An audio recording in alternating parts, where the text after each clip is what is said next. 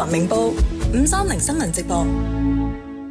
卑詩最高法院最近將列治文東區一塊地皮業權判俾 Cowichan 原住民所擁有。事件被公開報道之後，喺社區入邊鬧到沸沸揚揚。因為如果呢個判決成為先例之後，影響嘅可能唔單止係呢塊列治文地皮上面嘅物業，仲有機會係全卑詩，甚至係全加拿大嘅私人業權。前卑詩自由黨省議員 George Abbott 今年被任命成為卑詩條約委員會成員。佢指出，呢次 Cowichan 原住民地權案並唔會係最後一宗同類案件，因為佢喺委員會入邊聽咗幾十宗案例，關於當原住民返回傳統部落使用地域嘅時候，發現土地已經被侵佔，意味住呢啲地權爭議唔單止可能會陸續有嚟，受影響嘅私人物業仲會越嚟越多。George Abbott 認為呢個亦都係點解各級政府對呢一項將私人絕對產權判為無效嘅案件感到極度不安。佢預計呢宗訴訟將會持續多年，最終可能由加拿大最高法院審理。而有趣嘅係，涉及呢宗案件嘅所有持份者似乎都唔滿意裁決，並發出上訴。卑詩省府、列治文市同埋聯邦政府上訴嘅原因係裁決可能對私人土地持有人造成重大影響。至於判決雖然對原住民一方有利，但佢哋仍然都提出上訴。最直接有關係嘅 Cowichan 原住民部族就上訴，佢哋認為法院所承認嘅地皮範圍只有佢哋要求地權嘅40%，意指法院判決嘅地皮範圍少過佢哋主張嘅預期。而亦都有另外兩批原住民部族 Musqueam Indian Band 同埋 Saracen First Nation 提出上訴，佢哋嘅原因係認為法院判俾 Cowichan 部族嘅地皮有部分同佢哋主張嘅傳統領土有所重疊，即係唔同部族嘅原住民之間都爭取緊呢個地皮嘅擁有權。列治文市府將會喺聽日星期二晚喺溫哥華機場喜來登酒店舉行公眾簡報會，而有民眾亦都喺簡報會進行嘅同一個時段喺會場附近發起集會，表達對事件關注。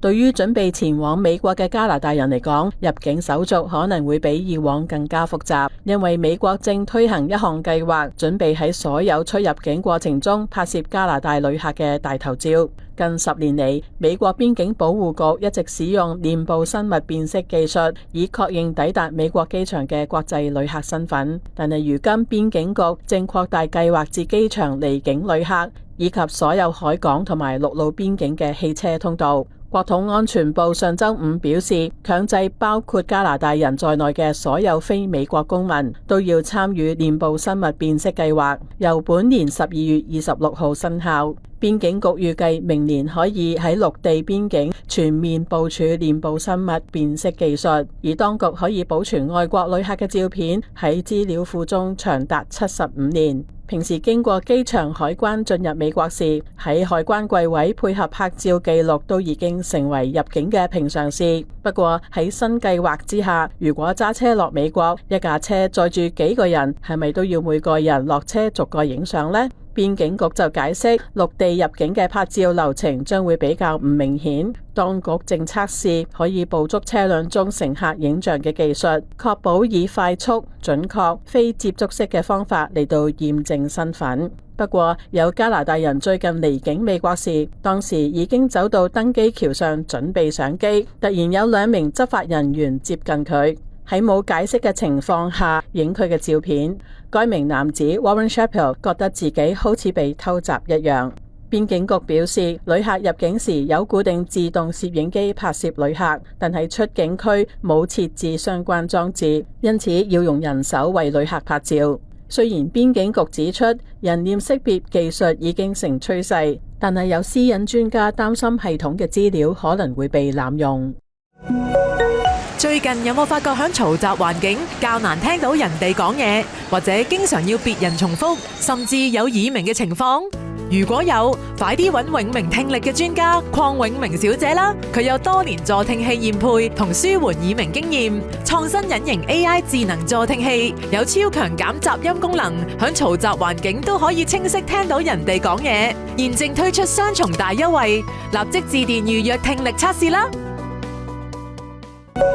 雖然近期樓市淡靜，樓價下跌，但係地產公司 Remax 嘅報告顯示，大溫住房供應未能跟上人口增長步伐，導致住宅競爭加劇。過去30年房價飆漲325.6%。大溫平均房價喺1994年係30,03,535元，到2024年飆漲至129萬多元，漲幅達到325.6%。同一時期人口增長73.8%，但係新增住宅供應量只得50%，導致房價飆漲。VMAX 地區副總裁 Kensley Ma 表示，房價大漲係一系列因素造成，包括工資增長滯後、建築成本上漲以及項目暫停，亦都加劇住房嘅負擔能力惡化。佢表示，房價世代差距明顯，如果你係嬰兒潮一代，顯然係以較低價格買入房屋，但係如果更年輕嘅買家就有挑戰。現在面臨嘅係整體供應短缺，而且房價比父母或者祖父母過去經歷要高得多。佢又表示，年輕一代仍然可以置業，但係首置可能只係小型拍文，尤其是獨自靠一份收入生活。咁樣可能已經係大家嘅預期，因為世界好多主要城市人口密度更高，首置獨立屋是完全不可能，而拍文先至係上車盤。年輕一代必須重新評估其最終目標，管理期望。佢表示希望年輕一代唔好放棄置業希望，雖然置業似乎比前幾代人更加遙不可及，但係佢哋只係需要以不同嘅方式規劃自己嘅生活，就有機會置業。得聽力越嚟越差，同人溝通有困難嘅時候，有冇諗過一對配得好嘅助聽器可以幫助你重拾與人溝通嘅樂趣？嚟 Lansdowne Centre 嘅卓能聽力中心揾經驗豐富嘅李志廉博士傾下。佢唔單止提供全面專業聽力服務，更可以為你配翻一對合適嘅助聽器。而家嘅助聽器優惠高達7折，仲有機會攞埋一個高清電視盒，優惠期有限，快啲打個電話俾卓能聽力中心預約啦！加拿大麻疹爆發已經持續1年，5000多人受感染，預料麻疹消滅國地位將會撤銷。呢個地位本身只有象徵意義，但失去意味住整個地區嘅麻疹感染風險增加。加拿大喺1998年消滅麻疹，並且保持呢個地位超過25年，意思指期間冇持續社區傳播，新增病例都係同旅行有關。但係自去年10月27日以嚟，病毒已經傳播至5000多人，其中包括安省同亞省2名嬰兒，佢哋喺母體子宮內感染麻疹，出生之後死亡。公共衛生同傳染病學家將麻疹捲土重來，歸咎疫苗接種率下降，因為錯誤信息引發嘅疫苗猶豫同對科學不信任，以及新冠疫苗引起嘅猶豫。泛美衛生組織將於下月嘅會議上審查加拿大嘅麻疹消滅狀況。當麻疹病毒喺一個國家或者地區不再流行，就實現麻疹消滅；而當病毒傳播持續1年或者更長時間，呢個國家就會失去麻疹消滅地位。加拿大公共衛生處副處長克羅夫特表示，加拿大只有老一輩嘅人親眼目睹麻疹嘅影響，佢哋知道邊啲兒童因為感染麻疹而失聰，邊啲兒童因為嚴重嘅麻疹而學習落後，或者麻疹有幾得人驚。而家大家都忘記咗呢啲影響。重陽節緬懷先祖，慎終追遠，提前規劃，延續關愛與回憶。科士蘭、海景、永多利及寶儀紀念園重陽優惠，預售福地，提供一站式全面嘅客戶服務，預售折扣高達18%，同60個月免息分期。你嘅意願同挑選，得到最適合嘅安排，呢個先至係最緊要。查詢或預約604-328-6079。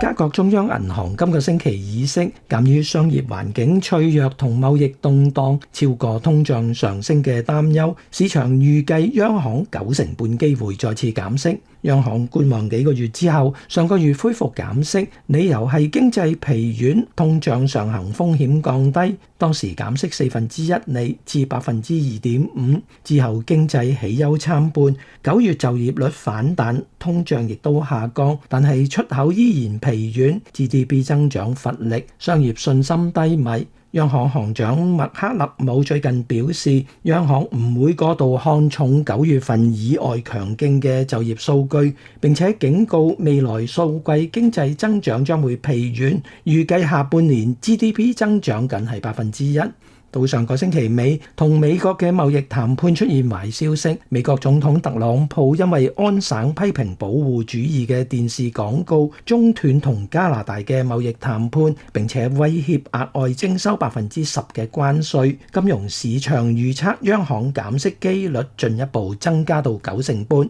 滿地可銀行首席經濟學家波特表示，市場非常傾向預期減息，如果維持利率不變，將會導致收益出現嚴重波動，並且預期之後會進一步減息。至於減息對目前經濟嘅作用，德勤加拿大首席經濟學家迪查達斯表示，喺目前情況，貨幣政策可以扮演嘅角色非常有限，需要嘅係更廣泛嘅經濟政策轉變，以提升企業信心，並且喺貿易中斷嘅情況下鼓勵投資。對於商業嚟講，佢認為利率已經足夠低，影響更大嘅係不確定性因素。佢覺得單係貨幣政策未必可以激勵企業投資。申請 iTalk BB Prime App 就可以擁有加拿大同香港2個號碼，全球都可以接聽加拿大同香港嘅來電、短信同驗證碼，免費轉台或者拎個全新號碼，月費只係需要4個半起，仲送10G旅遊數據卡添，立即申請啦！大家記得訂閱、讚好、留言同埋分享條片嚟支持溫哥華明報530嘅新聞報導。至於更多全國、東岸同埋香港新聞，可以點擊右上角嘅資訊卡收睇多倫多明報530。今日嘅新聞喺呢一度結束，多謝收睇，再會。